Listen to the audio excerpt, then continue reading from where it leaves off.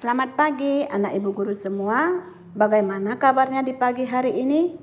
Semoga kalian selalu sehat ya dan tetap semangat mengikuti pembelajaran. Anak-anak, sebelum kita mulai belajar, ada baiknya kita berdoa terlebih dahulu ya. Doa kita mulai. Doa selesai. Anak-anak, pembelajaran hari ini kita lanjutkan kembali pada tema 2, subtema 2, manfaat hewan bagi kehidupan manusia, materi bahasa Indonesia tentang membaca dongeng. Nah, mari kita mulai belajar dan perhatikan bukumu tema 2, subtema 2, halaman 53. Masih ingatkah kalian tentang dongeng? Nah, dongeng adalah cerita khayalan yang tidak benar-benar terjadi ya. Biasanya, dongeng bersifat menghibur dan memiliki nilai pendidikan. Cerita dalam dongeng biasanya dibuat karena terinspirasi dari suatu kejadian atau peristiwa.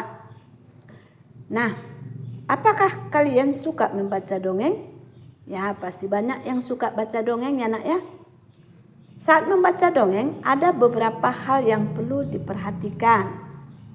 Nah, maka hal-hal yang perlu kita perhatikan ketika membaca teks dongeng antara lain 1. Lafal. Lafal itu sama dengan pengucapan kata ya. Mengucapkan kata dengan tepat. Kemudian menggunakan frase yang tepat, bukan kata demi kata. Yang perlu diperhatikan lagi, yang kedua adalah intonasi suara. Intonasi suara itu sama dengan tinggi rendah suara. Contohnya, jika kalimat yang diakhiri dengan tanda titik, maka intonasi suaranya datar ya nak ya. Contoh kedua, jika kalimat yang diakhiri tanda tanya, maka intonasi suaranya menurun. Kemudian, jika kalimat yang diakhiri tanda seru, maka intonasi suaranya agak naik ya nak ya. Paham ya? Yang perlu diperhatikan berikutnya adalah ekspresi. Ekspresi sama dengan raut wajah. Anak-anak, membaca harus dengan penuh perasaan. Ekspresi wajah harus sesuai dengan isi dongeng yang dibaca. Contoh, jika isi dongeng sedih, maka ekspresi wajah sedih ya. Nah, contoh lain, jika isi dongeng yang dibaca bahagia, maka ekspresi wajah harus bahagia. Selanjutnya yang perlu diperhatikan adalah tanda baca.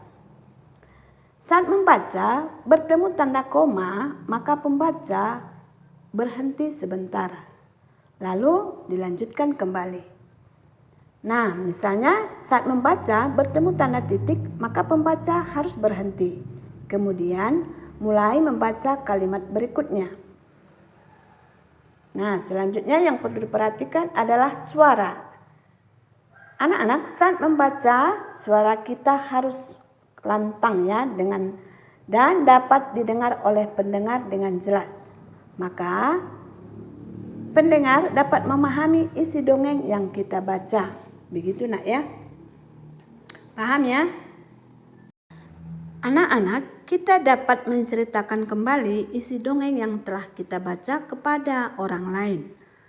Maka ada langkah-langkah yang perlu diperhatikan agar kita dapat menceritakan kembali isi dongeng tersebut kepada orang lain. Nah, langkah yang pertama adalah membaca dongeng secara berulang-ulang.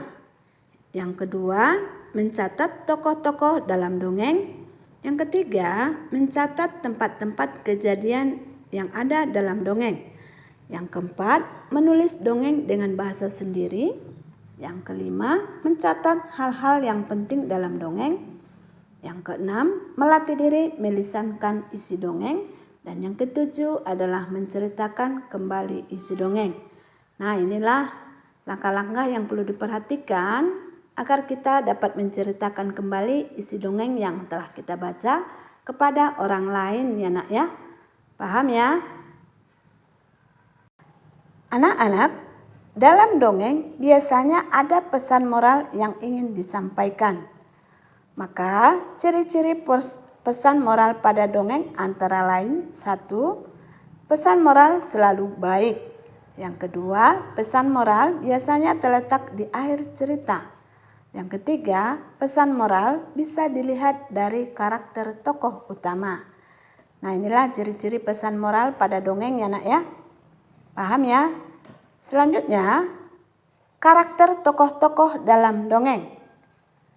Dalam sebuah dongeng terdiri dari beberapa tokoh. Ya, ini sudah ada kita singgung ya nak ya. Nah, masih ingatkah kalian apa itu tokoh? Ya, tokoh adalah orang atau subjek yang menjadi pelaku atau pemeran dalam cerita atau dongeng. Maka berdasarkan karakternya, tokoh dalam dongeng dapat dibagi 3 ya, yaitu tokoh protagonis, antagonis, dan tritagonis. Nah, sekarang apa itu tokoh protagonis? Maka protagonis adalah tokoh yang berwatak baik ya. Contohnya watak baik, rendah hati, baik hati, tidak sombong, dermawan ya. Ini adalah contoh protagonis ya, yang berwatak baik. Selanjutnya antagonis. Antagonis ini adalah tokoh yang berwatak jahat. Nah, watak jahat misalnya apa ya nak ya? Iya, sikap sombong, keras kepala, suka marah ya, dan lain sebagainya. Selanjutnya tokoh tritagonis. Tritagonis adalah tokoh yang sering menjadi penengah antara tokoh protagonis dan antagonis ya. Jadi tokoh tritagonis itu sering disebut dengan tokoh netral ya, tidak memihak kepada tokoh antagonis ataupun protagonis ya, netral ya. Sebagai penengah ya, begitu nak ya. Paham ya? Oke, maka materi kita hari ini sampai di sini. Semoga kalian dapat memahaminya. Tetap semangat ya dan jaga kesehatan. Untuk mengulang kembali di rumah, jangan lupa untuk menuliskan inti-intinya ke dalam catatan tematikmu. Selamat belajar.